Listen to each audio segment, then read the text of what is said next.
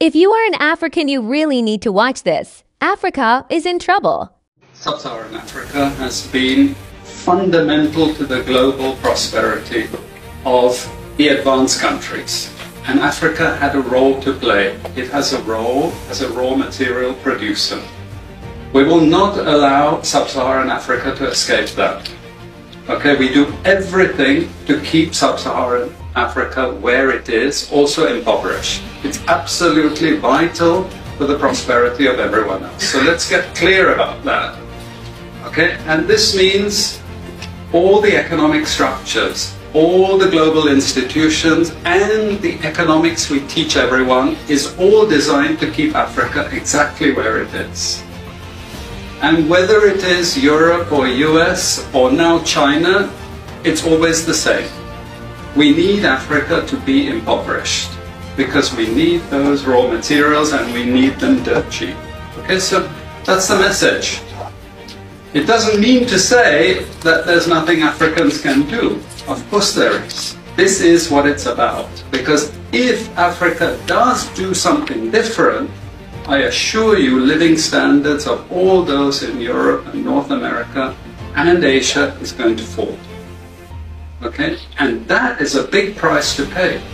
I assure you that the West is not going to allow that without a big fight.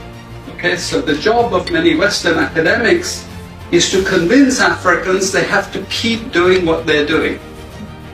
Okay? And to show them it's your fault that you're poor. It's not our fault.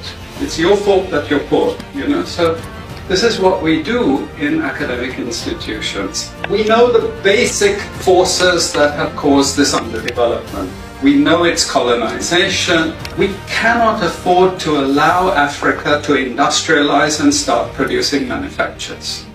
Okay, so we will do everything to stop that. And I'm going to show you how we actually block that. We had East Asian rapid industrialization processes. So in the earlier period, we had Japan and Korea and Taiwan.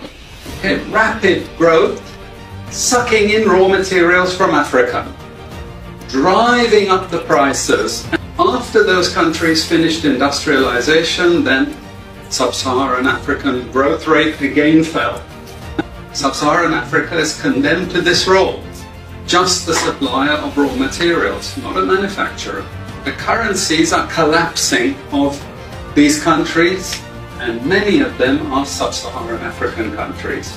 After colonization ended, we needed new structures to keep these countries where they were. Okay? And the first of those is aid. Okay? We give them aid. Aid for what? Actually, we give them aid to keep repressive regimes in power. That's all. All the hypocrisy about transparency and democracy and bullshit like that, it's all bullshit. But it would go to country after country offering loans. And if the president did not accept the loan, they were killed. It's just economics.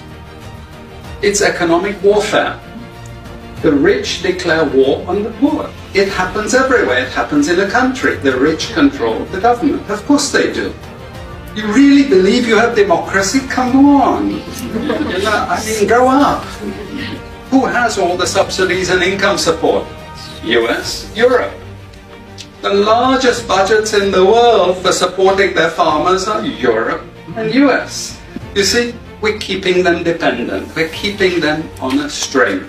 This next round of the WTO is designed to block that. To block anyone else getting on top of the ladder.